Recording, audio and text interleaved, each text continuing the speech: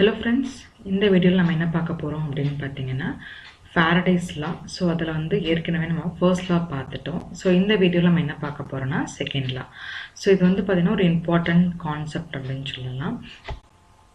So what is meant by Faraday's second law அப்படினு பாத்தீங்க அப்படினா the induced EMF in a coil is equal to rate of change of flux linkage. ஓகேங்களா?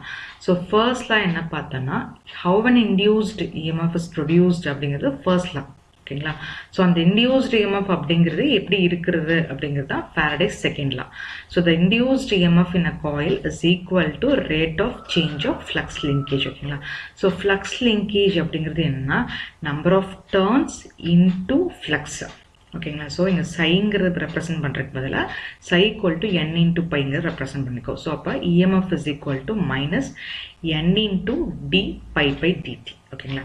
So ஒரு EMF induce ஆகுது ஒரு coil அப்படிங்கிறது எதுக்கு ஈக்குவலாக இருக்கும்னா rate of change of flux லிங்கேஜ்க்கு ஈக்குவலாக இருக்கும்.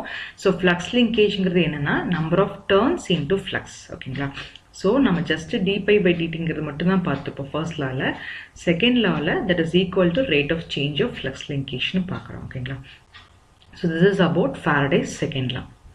உங்களுக்கு ஏதாவது doubts இருந்தால் comment sectionல comment பண்ணுங்க. Thank you.